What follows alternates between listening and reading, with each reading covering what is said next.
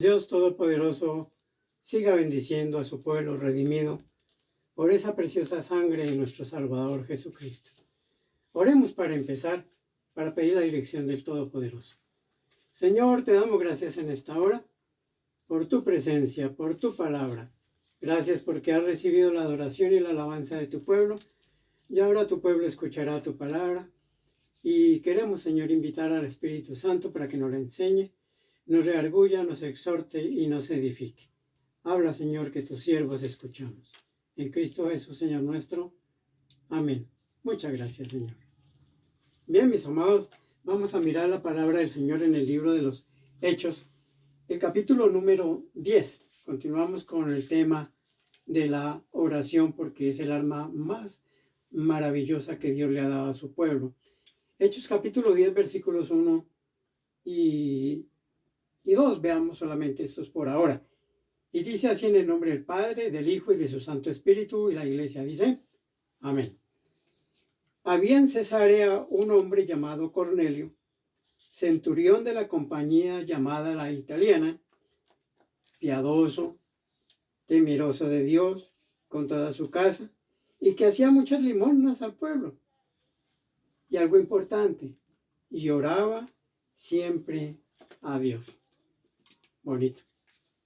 Testimonio maravilloso de un soldado romano que tenía temor de Dios. Se llamaba Cornelio y era centurión. Centurión quiere decir un soldado o alguien que tiene más grado que un soldado y que tiene a su cargo 100 soldados. 100 soldados que están bajo sus órdenes. De ahí viene la palabra centurión, 100 soldados. Es decir, que el hombre era de autoridad y de respeto. ¿Cuáles son las cualidades que destaca la Sagrada Escritura? Primero dice que oraba siempre, que daba muchas limosnas, que era piadoso y temeroso y que tenía en orden su casa. Miremoslo. El versículo 2. Era piadoso y temeroso de Dios. ¿Ah? Y no solo él, sino él era piadoso y temeroso con toda su casa. Es decir, que su casa, ¿cómo estaba? ¿En desorden? En orden. Era un hombre que tenía su casa en orden espiritual. El orden físico, no sé. Pero me imagino que siendo un centurión tendría que tener así. Pero eso no nos interesa. El orden espiritual en que tenía su casa. Vuelvo al versículo 2. Piadoso y temeroso de Dios con toda su casa. Eso ya es una recomendación muy grande, muy, muy hermosa. Y sigue diciendo que hacía muchas limosnas al pueblo. Es decir, era muy dadivoso. Que si le pegaban aquí no escondía la mano, sino que abría la mano. Que no había necesidad de pegarle en el codo para que soltara la bendición. Daba muchas limosnas. Ayudaba mucho con el dinero. No era tacaño con el dinero que Dios le daba. Que hay quienes tienen dinero y dicen, no, eso no se puede malgastar así, eso hay que cuidarlo, pero es que Dios todos los días nos renueva, nos da. Y si hay que dar porque más bienaventurado es dar que recibir. Entonces sigue diciendo, la última parte del versículo 2 dice, y oraba a Dios, pero no dice que de vez en cuando, dice siempre. Verifíquelo y verá la última parte, y oraba a Dios siempre. Qué buen ejemplo para muchos de nosotros que siendo cristianos y llevando tanto tiempo en el Evangelio, somos perezosos para orar. Y por eso hay escasez de poder en nosotros porque somos perezosos. No hay oración constante. Es como el que va al gimnasio y vive todo raquítico y dice, pero usted a qué va al gimnasio si no se le ven los músculos. No es que yo voy y miro nomás y me da una pereza levantar pesas y hacer todos los ejercicios. Pues, ¿para qué pierde su plática y para qué va al gimnasio? La iglesia es el gimnasio de los hijos de Dios, el gimnasio espiritual. Y la casa también debe ser ese gimnasio espiritual donde oremos en todo momento y en todo lugar. Dice que el centurión oraba a Dios siempre. Y era romano. Es decir, era gentil. Y este hombre era tan dadivoso, tan espiritual, que Dios le dio una visión, que muchas veces nosotros llevando tanto tiempo en el Evangelio ni siquiera hemos tenido una visión. Y este hombre siendo inconverso, con temor a Dios, claro está, pero no había recibido a Jesucristo en su corazón, tuvo una visión. Eso dice el versículo 3. A ver, pasemos al 3.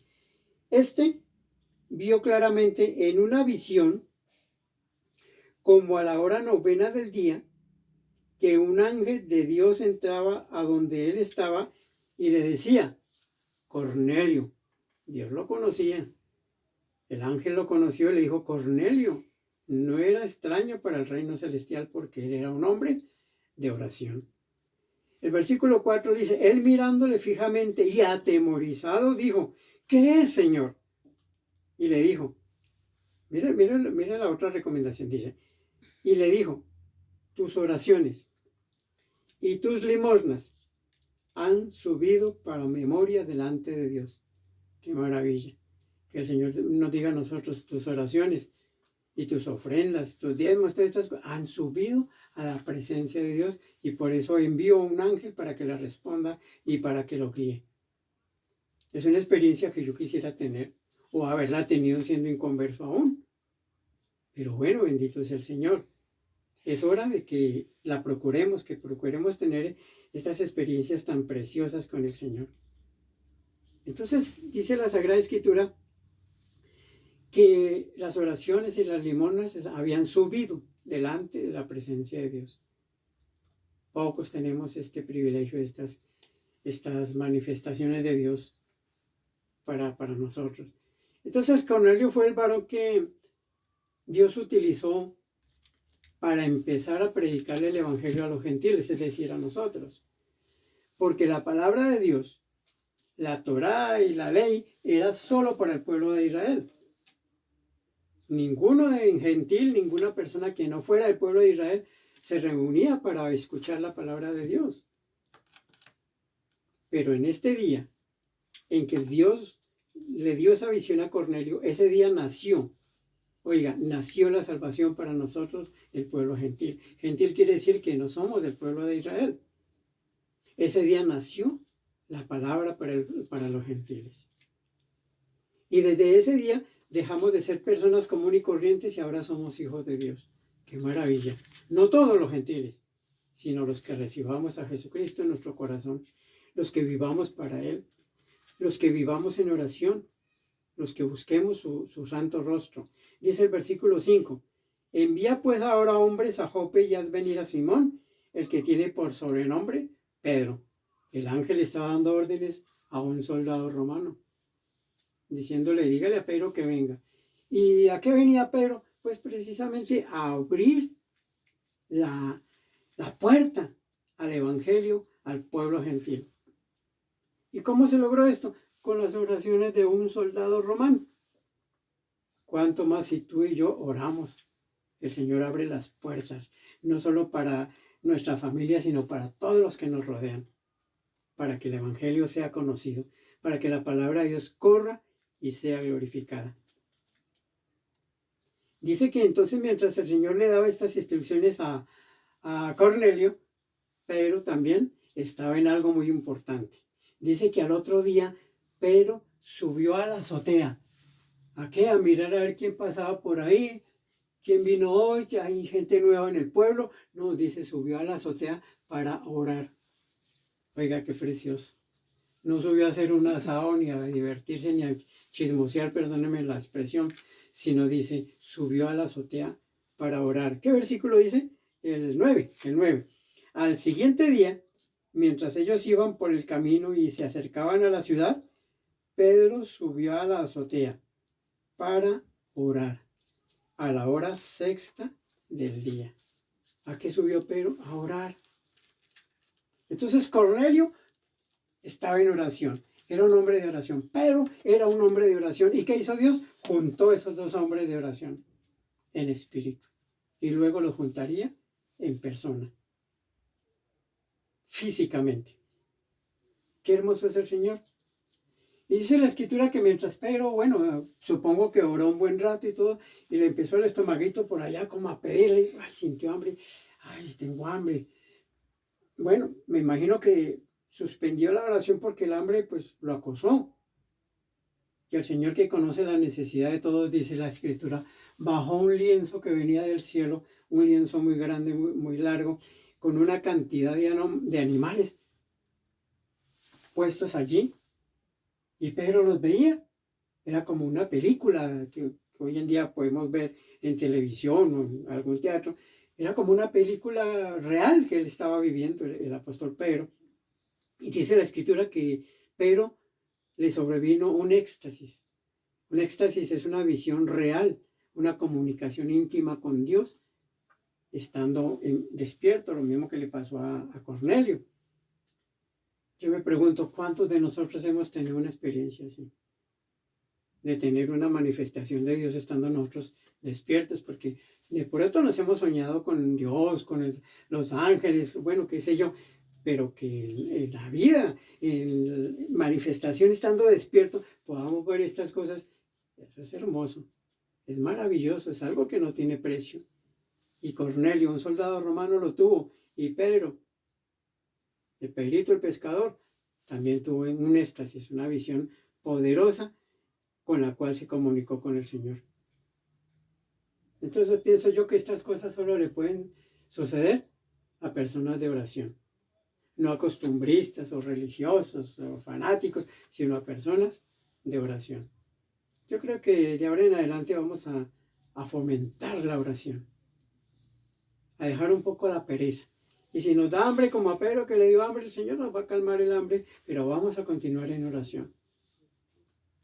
En estos días hablaba con un pastor y me decía que estando allí en el hospital, cuidando a un siervo, un hermano suyo que estuvo enfermo, dice que oró y le tocó las piernas, los pies, perdón, a una anciana que estaba muy grave, se estaba muriendo, le tocó los pies porque estaba ayudándola a mover de la cama, le tocó los pies y oró mentalmente por ella, y a los 5 días esta mujer fue dada de alta, cuando los médicos ya la habían desahuciado.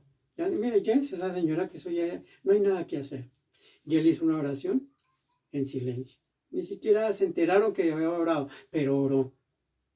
Una persona de oración logra estas cosas. Dios bendiga a este varón y Dios bendiga a todos los que oramos, a todos los que intercedemos por la necesidad de los demás. Porque es que a veces mis oraciones se van y Señor, dame, dame, dame, dame, dame, dame, dame. ¿Y los demás qué? La Biblia dice que cuando yo oro por los demás,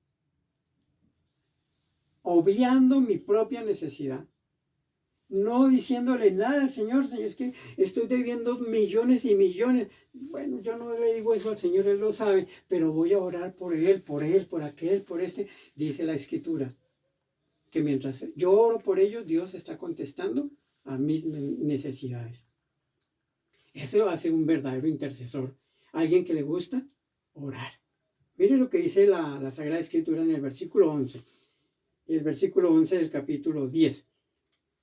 Y vio el cielo abierto, hablando de Pedro, que descendía algo semejante a un gran lienzo que atado de las 4 puntas era bajado a la tierra, en el cual había de todos los cuadrúpedos terrestres, reptiles y aves del cielo.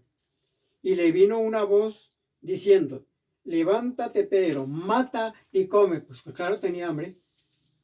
Esa voz del cielo, del ángel o de Dios mismo, le dijo, Pedro, levántate y come.